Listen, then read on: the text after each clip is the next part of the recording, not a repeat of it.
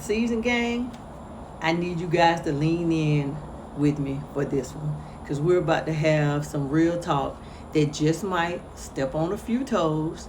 Not because I am judging you, but because I love you guys enough and I love us enough to keep letting excuses and things of that nature keeping us from being the best possible versions of yourselves.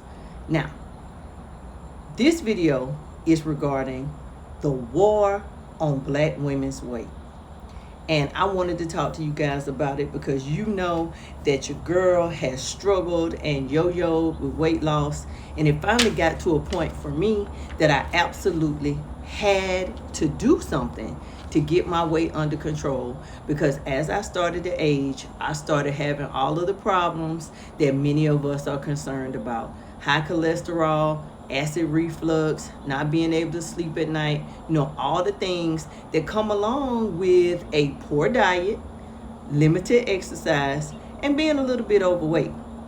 Now, to give you guys a little bit of history, I have lost a total of 70 pounds 3 different times in my lifetime. And it's because I got up to over 200 pounds, and you guys can see that I have a small frame, and there I have no business carrying around over 200 pounds, and that's exactly what I've been doing. And I wanted to give you guys a little tidbit that your girl didn't even weigh 200 pounds when I was pregnant with either one of my children. So these things happened much later in life. And I know we're in an era of body positivity, and anytime you flip on Facebook or Instagram, all of those places, you see morbidly obese black women basically saying, this weight don't stop nothing, I'm fat and fabulous, I love the skin I'm in, and just because I'm big don't mean I can't get men, and all those things. Well, today, we are not having a conversation about men and what they think about this situation. This is strictly for the ladies. Today, we really don't care what the men think, but we got to talk about this. And it's a very simple question. Is there a war on women's weight, or is there really a war for us to have to fight, given that we are the most obese group of people in the United States of America? And I know that hurts some people's feelings. I know that people want to feel good about themselves and want to believe that no matter how much you weigh, you'll be fine. I know that there's a lot of people that will say, I'm healthy, I don't have any health problems. And I'm going to tell you guys, just like my grandmother used to tell me about many things, just keep on living. Now, your girl made her 56th trip around the sun not too long ago at the end of May. And every year it gets more and more difficult to maintain weight if we don't do the things that we need to do to maintain it. And when I say the things we need to do, I mean monitoring what goes in our mouths, how much we move, and what we do about it. We have got to have fewer calories going in, more exercise being put out, so that we can maintain a healthy weight. It is just not healthy for us to be walking around morbidly obese. Now, my daughter teases me sometimes because whenever I see morbidly obese women, especially when I see them gorging themselves on food or in inappropriate outfits, it kind of creeps me out a little bit. And she calls me fat phobic. And I'm not fat phobic at all. I just want each and every one of us to be as healthy as possible. And there are so many factors that play into that. We deal with enough stuff without having to deal with being morbidly obese. I care about each and every one of you as much as I care about myself. This is a conversation for me too, because like I said, this is my 3rd time doing this. I had to have some weight help losing the weight with the weight loss drugs. I have not been quiet about that, but I care about my people, and I care about us being morbidly obese. People like Lizzo that want to talk about, it's okay to be, big, and that she loves herself. Well, she has lost half of her body weight.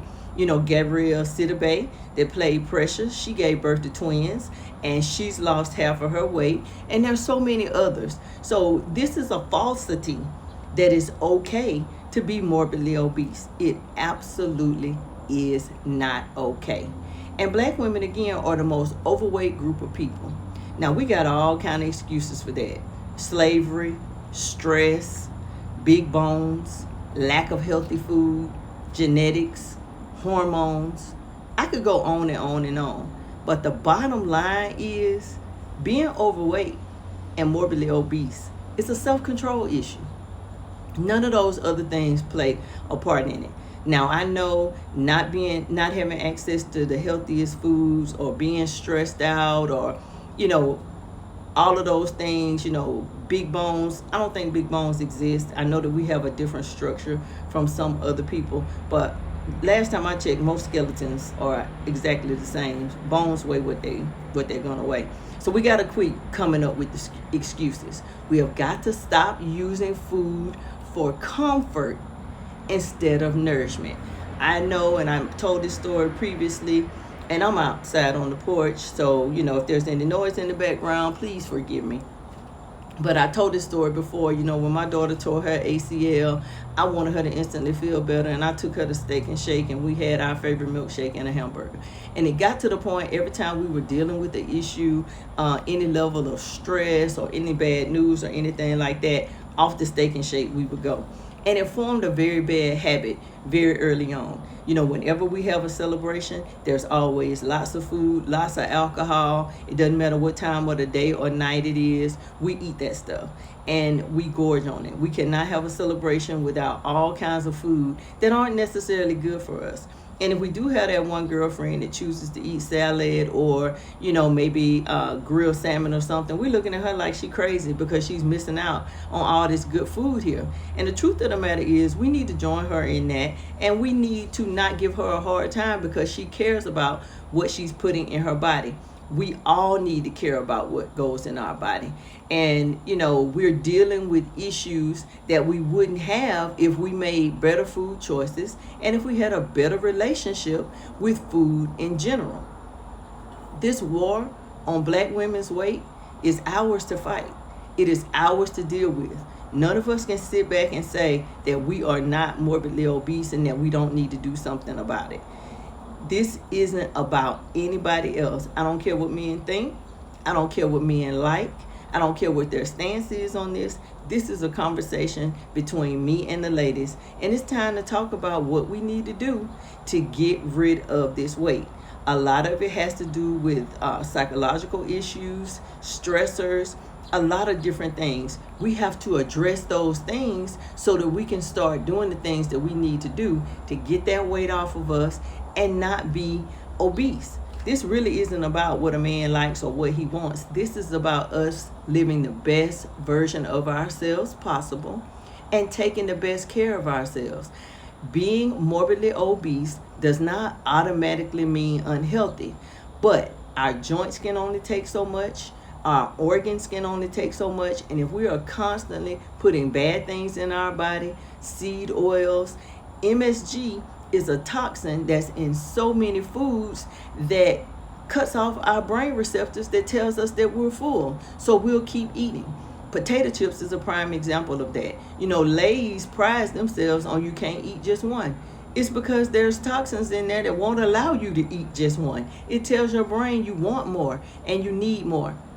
And the only way to avoid that is to simply not eat those things. Don't try to eat one potato chip. If we're on a weight loss journey, we don't need to be eating potato chips at all. We need to focus on what's good and healthy for us. There's lots of hormones in the meats that we're consuming.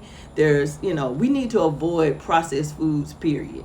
And we need to do the best we can. Now, I'm not saying that you need to become a vegetarian and just eat fruits and vegetables.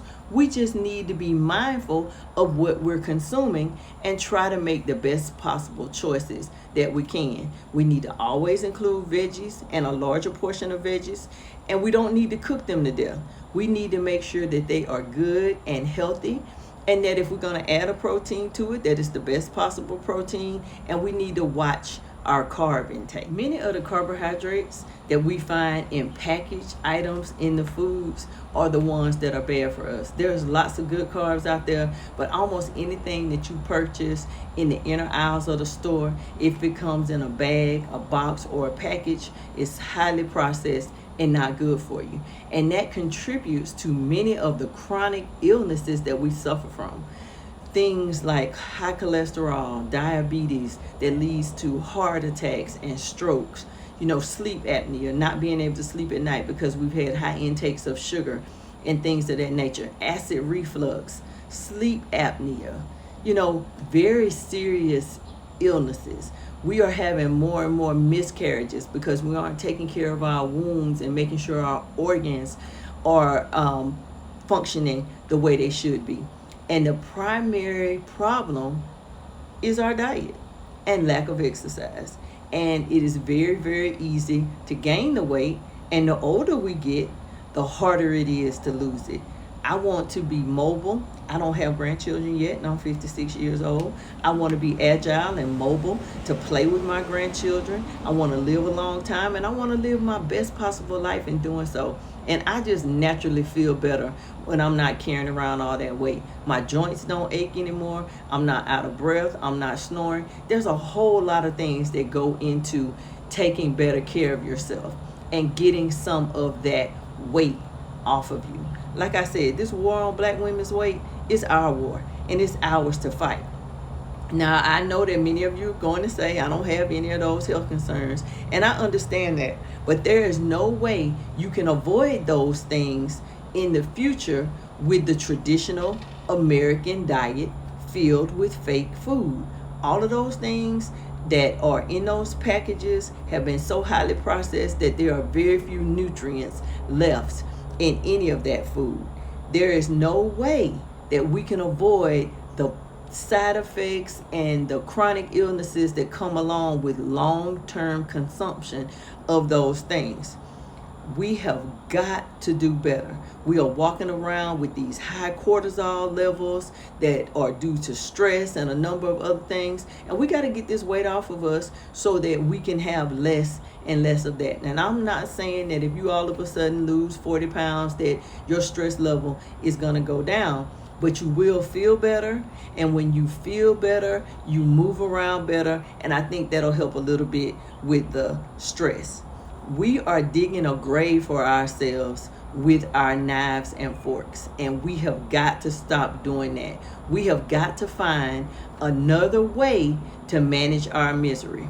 Believe me, I've been a black woman for 56 years. I am a single mom.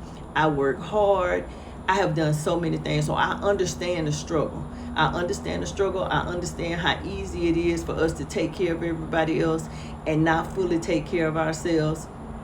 I've been an empty nester since 2019, and that's really when I started focusing on my well-being and my health and what I really want. So I know that those of you that, still have children around, or that you're dealing with aging parents or a crazy, stressful job, I know how hard this is.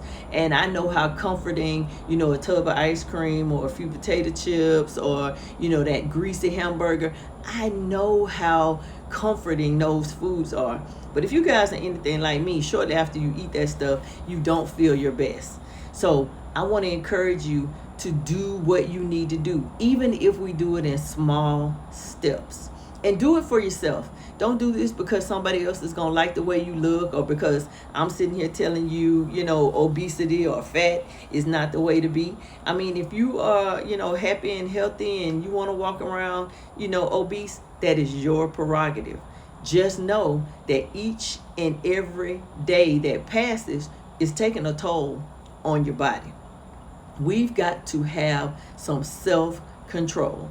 I know that it's hard, but it is absolutely necessary. Now, I'm not saying any of this to make you feel bad. I'm saying it because I want you to live long, strong, vibrant lives. We want to be here for a long time, keeping up confusing and causing commotion. So let's stop defending these bad habits that are hurting us. I challenge each and every one of you to pick one excuse that you've been making regarding this whole need to lose weight, need to eat better, need to simply cut back. We need to get up off the couch. We need to stop watching TV. We need to get outside. I'm, still got my workout shirt on because I've done my walk this evening, and I've done my little 7 to 9 minute routine that my brother gave me. I'm serious about this. And I want you guys to be serious too. I saw some videos about it earlier when I was working, and it just gave me what I needed to get out here and talk to you guys about it, because I want all of us to be happy, healthy, and whole. So the real flex isn't ignoring the problem, it's doing something about it.